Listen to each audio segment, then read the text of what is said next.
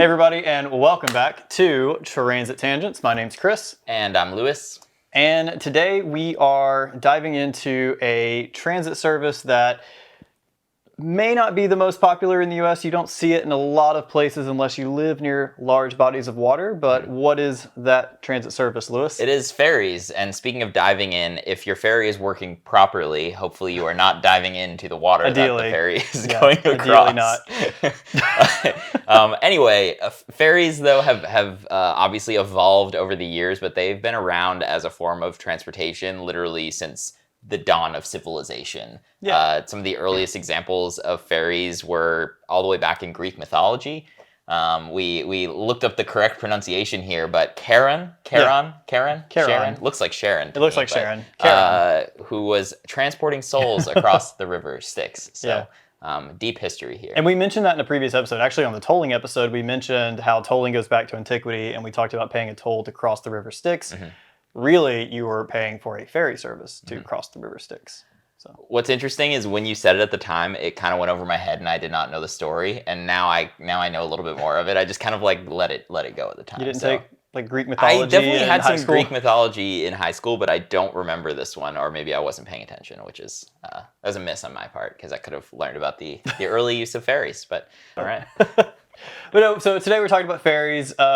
As you've watched our series, you know, we sort of hit different modes of transportation. We've talked about monorails. We've talked about Amtrak. We've talked about road building across the U.S. We've talked about gondolas, our favorite topic. And we've talked about e-bikes for the cult of the e-bike. Yes. Mm-hmm. So today we want to dive into something that's a little new, and that is the ferries. But as Lewis was saying, ferries go back to antiquity.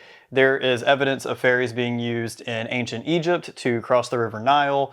There are ferries that go back into Greek times, in Roman times. You know, the Romans expanded their empire, and there were many rivers in the way. And the best way to cross those rivers, in a lot of cases, is you had to have some type of floating mechanism to get troops from one side to the other. Right. And obviously there's a whole bunch of like pros and cons when you're deciding whether or not to use a ferry back then or even now, because obviously, you know, the Romans knew how to build a bridge just like we know how to build a bridge. But it's kind of an interesting trade-off when you're sort of doing these sorts of things, right? So the nice thing about a ferry is in the very beginning, you've got like a low construction cost. Mm-hmm. If you've got a boat, you really just need a place for people to get on and off on either side. So docks, basically. And you can basically be set up and running with your boat ready to go back and forth all day. Whereas with a bridge, it's going to take a lot of time to build the bridge initially. It's going to take a lot of resources, time, labor, all of these sorts of things to get the project off the ground in the first place. But the nice thing is once it's there, and generally speaking, you're going to have a low operating cost once it's there and set up. Yeah, and speaking of low operating costs, the earliest ferries were really just logs strung together as a raft, and you would use poles, and the poles were you'd use poles to push yourself across the shallow part of the river. It's probably the cheapest ferry in existence. Absolutely, yeah. Although back then, I don't know. Yeah. Inflation now, who knows? So fast forward to the more modern era, we are looking at colonial America. When we were setting up the colonies in the U.S., there were a lot of rivers along the coast, and it would take a long time to take a horse all the way upstream to find a shallow enough area to cross.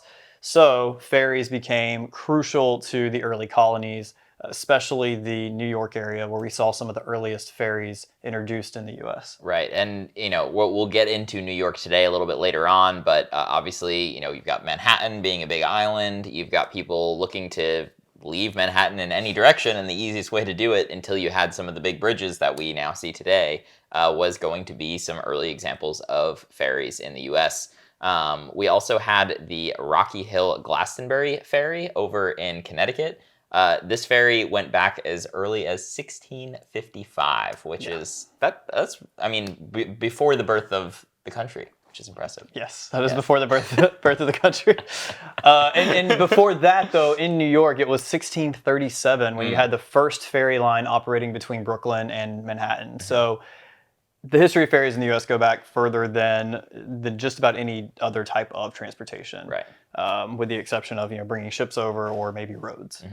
As the technology began to evolve, though, we started to see the introduction of steam-powered ferries. And I had a fun fact that I shared with Chris before this. I had to do a project on presidents when I was in like fourth or fifth grade, and I had James Madison. And James Madison was, sorry, no, not James Madison, James Monroe. There you go. James Monroe was the first president to ride a steamboat. So, fun fact there. That's amazing.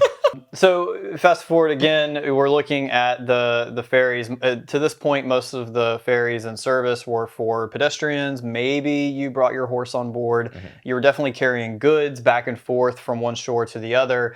But when we think about a modern ferry, in my mind, I think of a vehicle driving on and off of the ferry. And we really started to see those take off in Scotland in the 1850s. With the first roll-on, roll-off ferry, Right. or as they're called in the industry, the row-row ferries. Ooh, Which that's fun, I guess. row your boat. All right.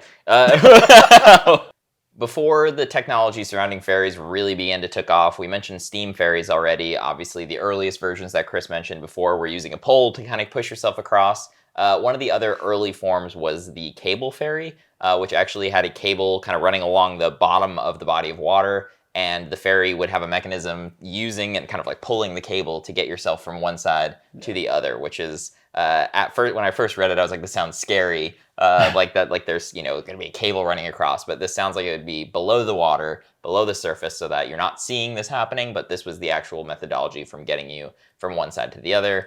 And I was actually reading up on this. This apparently was most common in swiftly moving bodies of water. So if you had a river that was moving quickly, you would lay a cable across and pull yourself via the cable so that your boat didn't get swept downriver. It would probably be much more efficient, like pulling wise, also versus trying to like fight the current the whole time if you've got the cable there.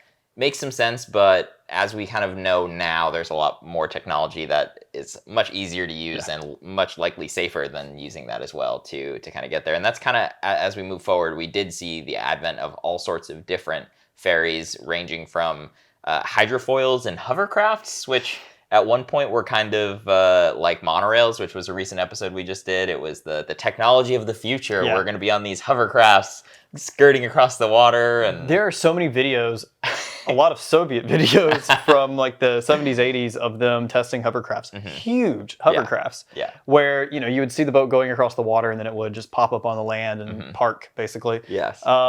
When's the last time you saw a hovercraft? The only thing that I can think of that looks like a miniature version of it is the little bumper boats in Roller Coaster Tycoon. It was like bumper cars but bumper boats, and they're in these little like floating things. But they're I've never even And I was thinking of a N64 game called Diddy Kong Racing where you get to race little hovercrafts. Really unruly, but. Yes. Yeah, I think the hovercraft really failed because it takes a lot of energy to push the air down and have the hovercraft float, and just at the end of the day, it was not an economical solution for ferry service. And hydrofoils we do see in like sailing, and obviously now there are like the actual little like surfboard kind of things that are hydrofoils, but they never really took off as far as like widespread use for ferries. But as we kind of move forward, though, there were a lot more that have taken off and are widely used today. The first of which is a catamaran ferry. Yeah, catamaran ferries are incredibly stable. Obviously, if you're not familiar with what a catamaran is, it is a double-hulled ship where you have it's kind of the shape of it looks like a staple. If you take it out of the water, it's the shape of a staple, where you have the two pontoons in the water and the platform on top. I had some experience of watching one of these get built in Mobile, my hometown. It's a big shipbuilding city.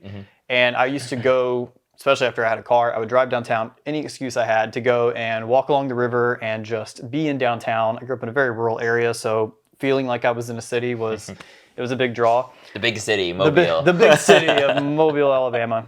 So I would go to the river, and right across the river was Austal Shipbuilding, which is an Australian shipbuilder. And they got a contract to build the Hawaii Super Ferry in Mobile, which was this massive catamaran ferry. And you cocould see it through the doors. They'd always have the doors open, and you could see them building it and it taking shape. And I remember going out there after it launched and seeing it in the water, and it was so cool to look at. So they got the ferries to Hawaii originally to move the ship to move passengers between Oahu and Maui. And I think it operated for a year before they went bankrupt. So. Yeah. I also know that it was a fairly controversial thing, I think, in Hawaii, Very very controversial. controversial. My partner's family they all lived in Hawaii for years and years, and I know that ferry service in that area was always controversial because of whales. Mm-hmm. There was like conflict Yep. between whales and ferries, which not something I would think of. But Conflict between whales and ferries. Oh God, that's the thumbnail for the video. There's all these stories about orcas taking down yachts, so I don't know. Yeah. I also have experience with a very similar catamaran, though, to what you've described here. So, growing up in Rochester, New York, it was a sad few years because the city of Rochester built up this beautiful ferry terminal to launch the fast ferry between Rochester, New York, and Toronto. Conveniently for me and my parents at the time, my mom and my stepdad lived in Rochester, and my dad and my stepmom lived in Toronto. So, little 10, 11, 12-year-old Lewis would pop onto the fast ferry. My mom would drop me off on one side, and my dad would pick me up on the other side, and I would have a ferry service to take me back and forth between my parents. And it was a really nice boat, actually. That had to be really cool as a 10-year-old. It was so cool, and I got like extra privileges because I was an unaccompanied minor. And it was like a 2.5-hour ferry ride probably, which only shaved off a little bit from the drive, but it was much more comfortable, obviously. And the lake's wide enough that it feels like you're on the ocean because you can't see land once you're in the middle. In the middle of Lake Ontario, you can't see land. Yep, that's awesome. Yeah, it was very cool. I mean, it had a movie theater. There were like restaurants. You could drive your car on. I never did that because I was 12, 10. but it was such a cool experience to be able to do. Unfortunately, went bankrupt once. Then the city of Rochester bailed it out, and then it lost a lot of money again. I imagine a lot of the traffic was going to Toronto, but not from Toronto back to Rochester. Unfortunately, yes, you'd be correct in assuming that. Rochester's doing a lot of great things right now, but especially at the time when it came out, it was not ideal. Yeah, but that's fair. Yeah. And Toronto, also a city that uses ferries for a little bit of travel, not a ton, but I think the most ferries they have, it goes between Toronto and Toronto Island, which if you haven't been to Toronto Island is beautiful. There's no cars on the island. There's a couple people who live there, but there's also this amusement park. And if you go in the winter, the amusement park is abandoned. So you just get to go and walk around this empty amusement park and then walk out to the little beach, and it's beautiful. So take the ferry in Toronto. One more really interesting kind of piece of technology surrounding ferries, and this is pretty niche, but one example I know of this is a train ferry that actually connects into the Trenitalia system in Italy. You can be on a train, go to the southern tip of Italy, I forget specifically which city it's in, and your train will literally, a couple of the cars will go onto the ferry, then the ferry continues over on the water to Sicily, where it continues to drive off of the ferry onto Sicily. That's pretty amazing. When I was envisioning a train ferry, I was envisioning like cargo freight. No. I didn't imagine you sitting in your car train, your passenger train, and then being on the ferry. See, you had pulled it on here, and I actually just saw something on Twitter the other day where somebody was like, "Yeah, it was really interesting. I assumed I was going to have to get off of the train onto a ferry and then on a train again on the other side." And they were like, hanging out and not paying attention on the train, which you can do on the train because you're just hanging out. And all of a sudden, they were on a boat. That's really in the cool. train. I'll make sure we pull an image for those of you watching. But if you're listening, I think we've painted a pretty good picture of what it is. If you've had experience with it, reach out. Yes. I want to hear about it. That sounds awesome. Yeah. Or we can just go to Italy. Yeah. Well, let's. We're going to jump right back into this episode in just a second, but first, if you have not liked this video, go ahead and do so. Also, leave a comment. We love reading all of them and respond to as many as we can. And be sure that you are subscribed so that you catch every episode as they come out. Please share this with your friends, and if you don't have time to watch YouTube videos in the future, you can catch us on any of the podcast platforms that are out there. Just be sure to leave us a rating and give us a comment. So as we said at the beginning, you may not have direct experience with a ferry. I was lucky enough to live on the coast, so there was a small ferry that would take you between Fort Morgan and Fort Gaines in Alabama. There's several along the Gulf Coast like this, but primarily you're going to see ferries in places like New York and San Francisco, Washington State, Alaska, North Carolina, and around the Great Lakes. And why is that? Well, ferries obviously need water to operate, and ferries make the most sense in places where maybe a bridge doesn't make the most economical sense, but you still need to connect communities.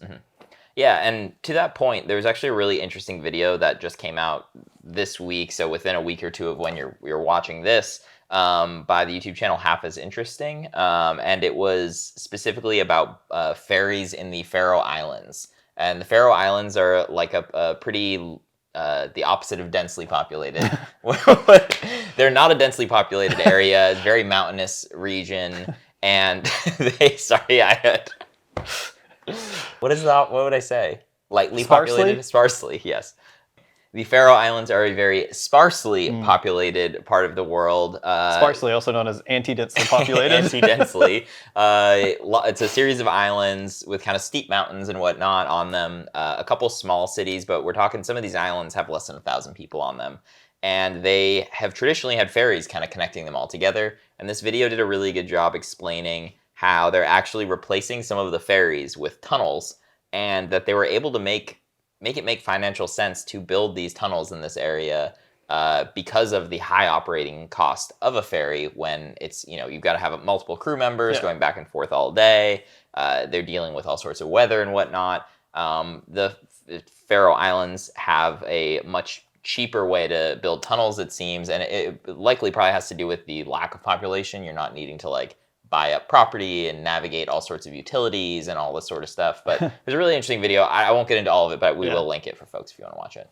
The Elon Musk boring company popped in my head, but surely not. yeah, I don't think that they're using that. I don't know. Maybe. We could do an entire episode on the cost of tunneling and why that makes transit projects so expensive. But the U.S., I think, has the 4th most expensive tunneling cost in the world. Yeah, that wouldn't surprise me. So I'd be really curious to know how they do it in the Faroe Islands. And they'd be curious to know why it's so expensive here. And I mean, we'll save it for that episode. If you want that episode, let us know. Let's go to the Faroe Islands and experiment. If you were from the Faroe Islands Department of Transportation and would like to pay for a trip for us to visit, we would love to learn about your tunneling projects. A little plug in there. Yeah. I was going to say, otherwise it'd be a very expensive episode. We're promising Italy and So obviously, ferries are vital to the transportation infrastructure for many communities across the country. To reflect that, the U.S. federal government has prioritized ferries, in a sense, in our budgeting mechanisms. So really what we need is Secretary Pete Buttigieg to come on and explain to us how the U.S. DOT supports ferry service around the country. So Secretary Open Pete, invitation. Come on.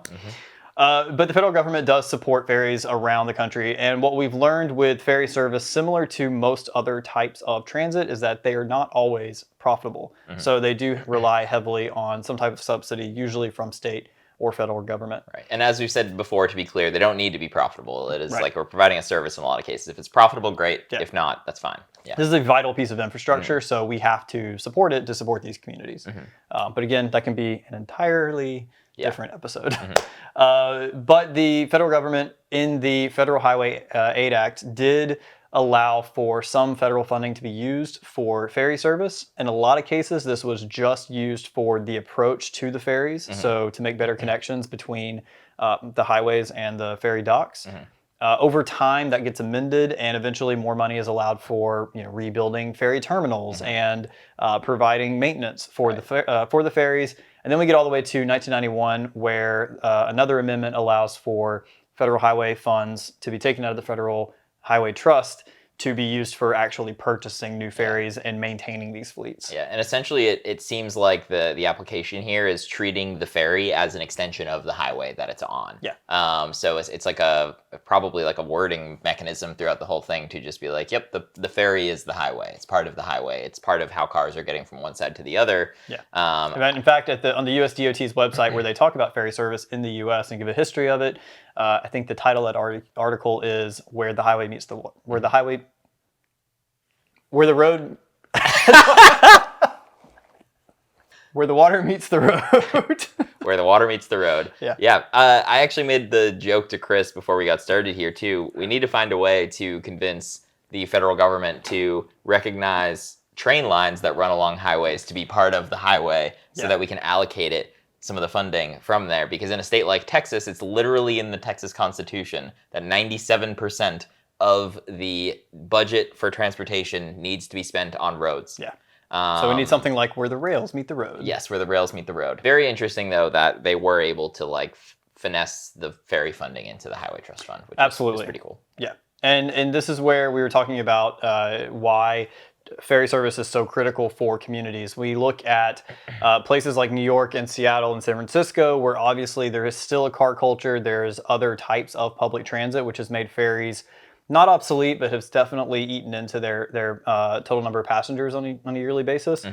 But a lot of these communities, ferry service is actually sort of on the rise, especially specific lines, because with more and more cars on the road, you're creating all this congestion, and now people are looking at ferries as a reasonable alternative to getting from point A to point B. Speaking of places like that, Staten Island. The Staten Island Ferry is the busiest single ferry in the world, carrying 23.9 million annual passengers, which is crazy numbers, obviously. It's we'll pull some more stats on this a little bit later in the episode, but the Staten Island Ferry has more passengers per year on this single line than some of the largest ferry systems, where there's multiple boats and multiple lines, has more passengers than some of the largest ferry systems in the world. It's crazy. Yeah. And obviously this serves as a vital connection between Staten Island and Manhattan, not only for commuters to get back and forth. I mean, it's free, so that's a big benefit.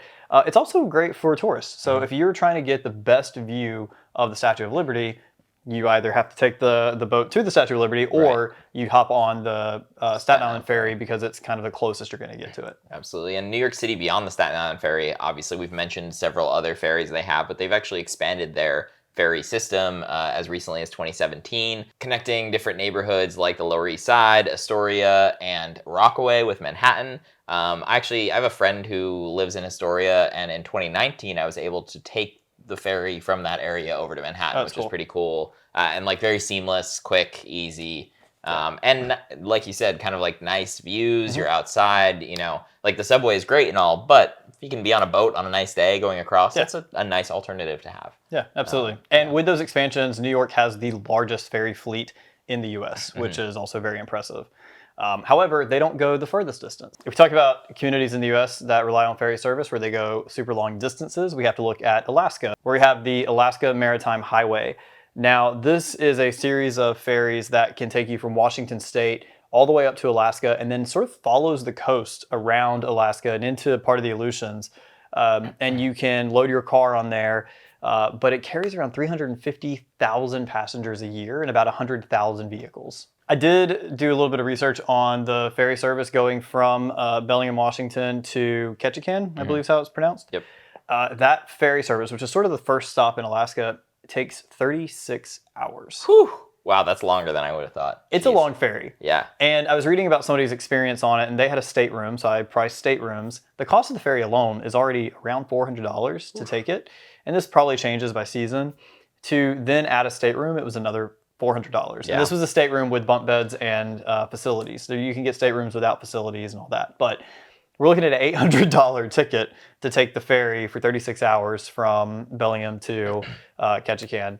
Now, I did read online there are apparently places where you can set up camp on the boat. So people actually bring tents and set them up in different areas on the ferry, which is kind of impressive. So maybe we'll take a ferry to... I don't want to take a 36-hour ferry. No, I think I'm okay on that one. If somebody else has done it and they want to share some videos with us, please, by all means, share the videos. Absolutely. It sounds very cold. Obviously, there are a ton of different systems throughout the country that we haven't touched on yet. You've got the Outer Banks in North Carolina. You've got the Washington State Ferry Service that's operated by WashDOT, which is the largest ferry service in the country by like destinations and system size. One more actually that I had experience on this summer, out off the coast of Portland, Maine, you have the Casco Bay ferry lines, which connect a bunch of islands that don't have any other way to get there. So these systems exist all across the country. There's a lot of fun specific episodes that we definitely want to do on them in the future, but this is kind of the broad overview here. And you don't have to go to the coast necessarily to see them. There are also inland ferries in the U.S.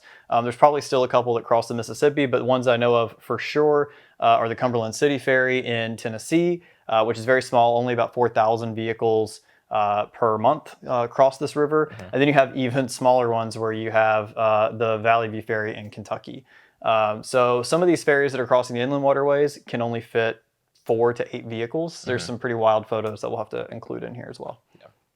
So how important are ferries in the United States? Well, we have some stats for you. First up, there are a total of 190 ferry operators across the country, which provide scheduled service. And of those 190 operators, they see 106 million trips annually. Which is crazy to think there's that many people riding ferries every day. These service 37 states and 3 U.S. territories, as well as these systems. They include over 500 terminals, so a lot of infrastructure to maintain. 500 terminals and almost 700 vessels, almost 700 actual ferry boats across the systems. Yeah, and those ferry boats vary widely. They can carry up to 6,000 passengers, and some of them go down to about 2 passengers. Right. Some of them even just carry bikes. There's a bike ferry in Vermont. Oh, yeah. We should go to Vermont. Inland bike ferry. The services span over 7,800 nautical miles, and for those who want a conversion, that is over 14,500 kilometers. Wow. That's a lot. And I would imagine a lot of the distances are covered in Alaska, it seems like. But there's also high concentrations of these in our major metropolitan areas across the United States. With the bulk of those ferries being found in New York City. Cool. All right, with all that being said, that is our overview of ferries. I think that we accidentally committed to like 10 additional episodes in that one. But and as Chris kind of mentioned at the start of this, we've kind of done overviews of so many different systems at this point. And I think our focus moving forward in a lot of these now is going to have more specific focus now on different systems and different cities, and get more specific moving forward now that we have the kind of broad overviews of so many of these different systems. I'm sure we've left out some sort of system here that we'll add to. And if you have ideas for broad overviews, or you just want a history of a certain system, you want us to dive into it, please put those in the comments. We do read them. Totally. We absolutely will take suggestions on episode topics. Yeah. So with all that being said, thank you all so much for watching. We super appreciate it. And with that, enjoy the rest of your Transit Tangents Tuesday. Yeah, I'm saving that dough. Public transit's where it's at. Watch me. Future note to us editing this. Make that look better.